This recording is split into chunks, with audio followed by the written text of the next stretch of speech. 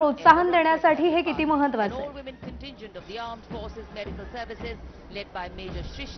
हे अतिशय महत्त्वाचं आहे, कारण ज्या तरुणी हे टेलिकास्ट पाहत असतील त्या लोकांना जेव्हा या स्त्रिया त्या अग्निवीर मधनं आलेल्या असो, चाहे त्या NCC मधनं आलेल्या असो, आता NCCचं कॉन्टिजेंटही याच्यानंतर येणार आहे, तर त्यामध्ये त्या सगळ्या बालिका किंवा स्त्रिया आणि पिलानीचा जो NCC बँड आहे त्या सगळ्यांना जेव्हा पाहतात तेव्हा आपणही यांच्याप्रमाणेच देशरक्षणाकरता सज्ज व्हावं ही इच्छा त्यांच्यामध्ये जागृत असते, असं माझं मत आहे. आणि जसं मी मगाशी म्हटलं की हे देशाला जगाला दाखवण्याकरता आपलं सामरिक सामर्थ्य ही परेड ऑर्गनाईज केल्या जाते आणि त्याच्यामध्ये स्त्रियांचा भाग किती की आमच्यामध्ये 80 बैंड वादक जिसमें शामिल.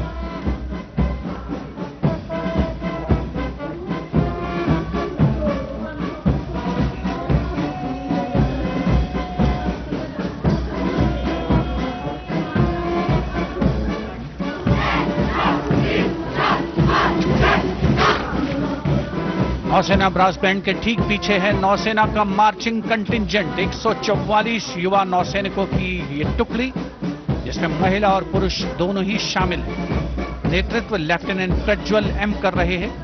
लेफ्टिनेंट मुदिता गोयल, लेफ्टिनेंट शर्वानी सुप्रिया और lieutenant Devika H platoon commanders के तौर पर दस्ते में शामिल. उपस्थित जनसमूह आह्लादित, रोमांचित, गौरवान्वित.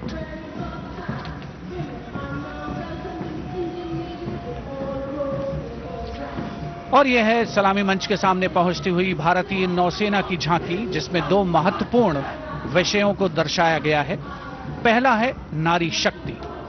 भारतीय नौसेना में महिलाओं की सभी भूमिकाओं और सभी रैंक्स में प्रवेश हो रहा है उनका, और उनका स्वागत किया जा रहा है. झांकी के कमांडर हैं लेफ्टिनेंट कमांडर भोपे जुई मिलिंद और लेफ्टिनेंट कमांडर निशीथ KS. स्वदेशीकरण के माध्यम से महासागरों में समुद्री शक्ति को भी इस झांकी में दर्शाया गया है.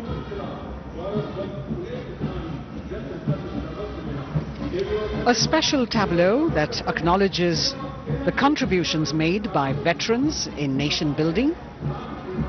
In front of the saluting base now, राष्ट्र निर्माण पहले भी, अब भी, आगे भी. अभय पटवर्धन सरांकडे जाते. सर, माझी सैनिकांचा हा रथ आहे आणि ज्याच्यामध्ये ते राष्ट्र निर्माण पहले भी, अब भी और हमेशा असा नारा देतात. तुमच्या काय भावना आहेत याप्रती?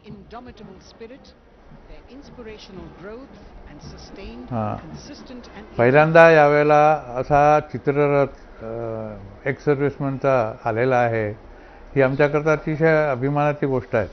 एक गोष्ट आपण लक्षात ठेवली पाहिजे की भारतामध्ये जवळपास 60 लाख सैनिक आहेत जे निवृत्त झालेले आहेत आणि देशाच्या उभारणीमध्ये यांचा फार मोठा हातभार लागू शकतो. ही या सरकारने ओळखलेली गोष्ट आहे. याआधीसुद्धा अनेक सरकार इथे येऊन गेले, पण त्यांनी अशा प्रकारे भूतपूर्व सैनिकांना कधी मान दिला नव्हता जो आता दिला जातो आहे.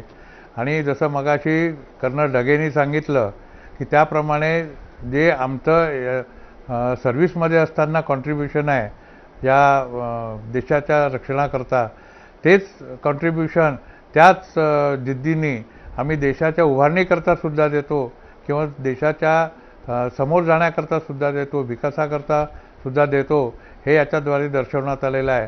ही अतिशय चांगली गोष्ट आहे. तसं तिथे पहिल्यांदा आले होते